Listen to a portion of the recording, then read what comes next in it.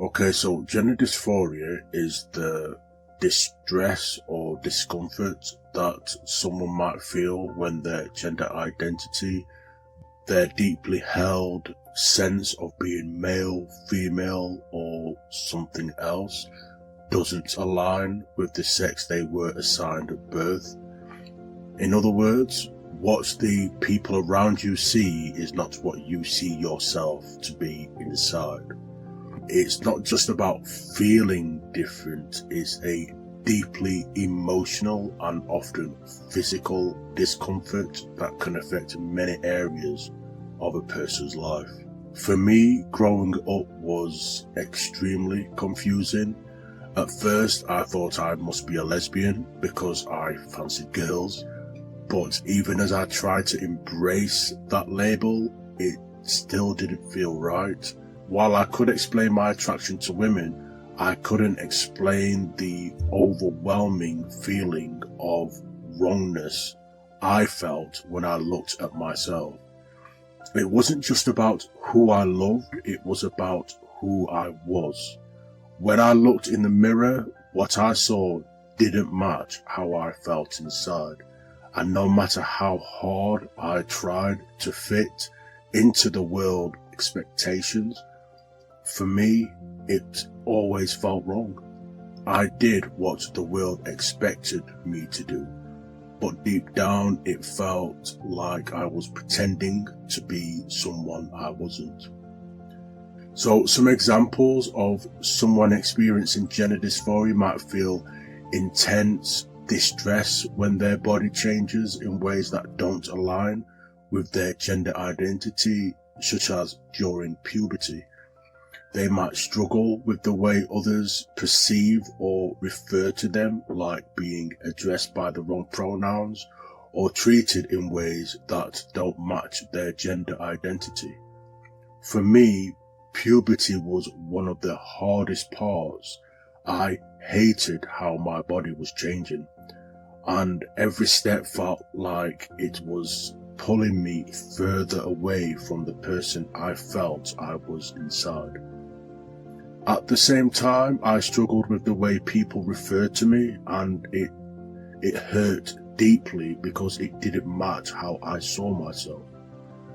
Symptoms of gender dysphoria can vary from person to person, might include feeling uncomfortable in one's own body, such as distress over physical features like breasts, voice, or facial hair. For me, I couldn't stand certain parts of my body. They didn't feel like they belonged to me. And every time I saw or thought of them, it felt like my body was working against me. Anxiety, depression, or even suicidal thoughts stemming from the disconnect between one's identity and physical or social experiences. I struggled with depression for a long time because I couldn't figure out what was wrong or why I felt the way I did. I thought I just had to live with it, which made me feel hopeless at times.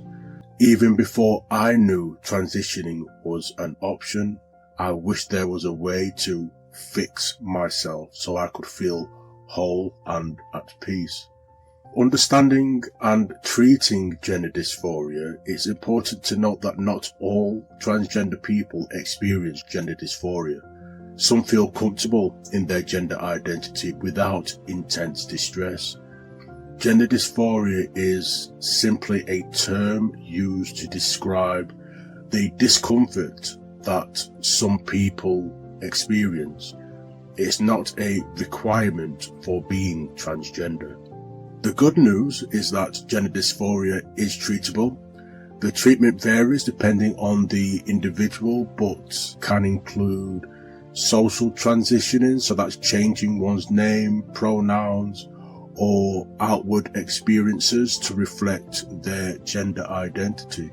When I started making small changes, like wearing different clothes or ask people to use a different name, it was like a weight had been lifted. Also medical transition, so there's hormone therapy or surgeries to align the body with the individual's gender identity. Starting this process gave me hope for the first time in absolute years. So you also have therapy. So that's working with mental health professions to explore feelings and develop strategies to manage distress. Therapy was essential for me to understand my feelings and give them a name. It's also worth mentioning that gender dysphoria is recognized by major medical organizations. This recognition helps ensure that those experiencing gender dysphoria can access the care and support they need. Ultimately, gender dysphoria isn't about choosing to be a different gender. It's about finding yourself in a situation where you feel a desperate disconnect with the gender assigned to you at birth. Resolving this is about discovering ways to live authentically and comfortably as yourself. Growing up, I didn't know what I was feeling had a name, but now I know it's not uncommon, and with the right support and resources, people with gender dysphoria can lead fulfilling, happy lives. Hope that answers your question. Thanks for watching. Don't forget to like, comment and subscribe. See you next week.